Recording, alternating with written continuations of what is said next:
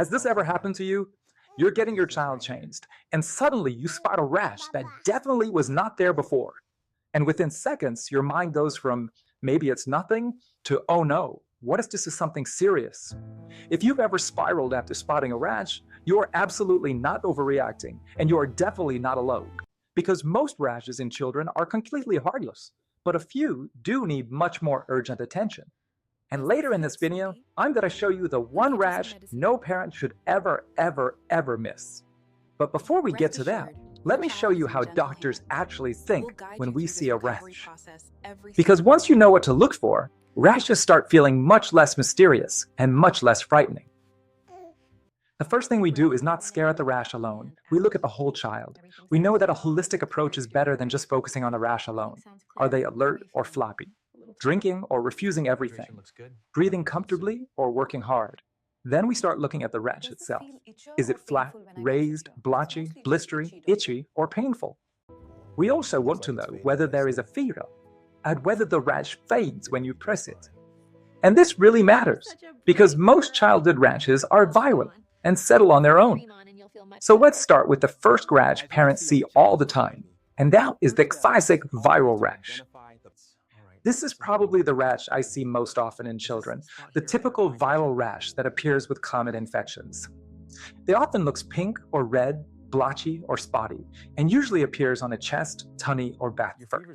It can show up during a fever, after a fever, or right as your child is otherwise starting to feel a bit better. And in many cases, the child still looks fairly well overall, maybe a bit grumpy, but still drinking and interactive. That is often your clue that this is the body reacting to a virus, rather than something more sinister. But the next rash has a pattern, and parents often can recognize, yes, they know exactly what to look for. The next rash is hand, foot, and mouth disease, which usually starts a bit like a normal viral illness at first. There may be a fever, a sore throat, and then a child who suddenly does not want to eat very much. And that is often because the mouth ulcers appear before parents fully notice the rash. Then you may see spots or small blisters on the hands, the feet, and sometimes around the bottom or groin. It usually looks dramatic, but most cases do get better on their own with fluids and comfort.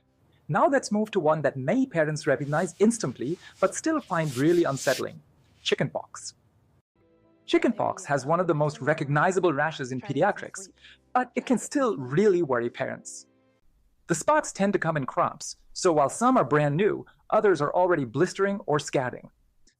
That mix of different stages at the same time is one of the biggest clues that it may be chickenpox. It is usually very itchy, often starts on the face or body, and it has spread almost everywhere. Most children recover well at home, but the spots can look dramatic, especially over the first few days. Let's look at the next rash, which matters because parents sometimes mistake it for a simple viral rash, when it isn't. Scarlet fever usually starts with a sore throat, fever, and a child who just looks properly unwell. Then the rash appears, often starting on the chest or tummy, and it feels rough like sandpaper. Parents often describe it as a fine red rash, but on darker skin it may be easier to feel than to see. You may also notice flushed cheeks, a sore throat, and sometimes a very red tongue. This is one where early treatment matters, so it is worth getting checked rather than sitting on it. But now we need to talk about the rash I promised you earlier, the one no parent should ever ignore. If your child has a rash that does not fade when you press a glass against it, that needs urgent medical attention. This is what people mean when they talk about a non-blanching rash, or the glass test. If the spots stay visible through the glass and do not fade, do not ignore that. And if your child also seems very unwell, floppy, drowsy, cold, or difficult to wake, that is even more urgent. On darker skin, rashes can be harder to see, so check paler areas like the palms, soles, and tummy. This does not always mean the worst, but it absolutely means your child needs urgent assessment. So let's finish by making this really simple. When can you watch at home, and when should you get help? If your child has a rash but is otherwise alert, drinking, breathing comfortably, and not especially distressed, that is reassuring. If they have hand, foot, and mouth disease, chickenpox, or a simple viral rash, home care is often enough. But if they are getting worse, struggling to drink, very sleepy, or the rash is worrying you, seek medical advice. And if the rash is non-blanching or your child seems seriously unwell, get urgent help straight away. The key message is this: do not judge the rash alone. Always judge the whole child. And once you know the patterns, rash has become far less frightening and much easier to navigate as a parent.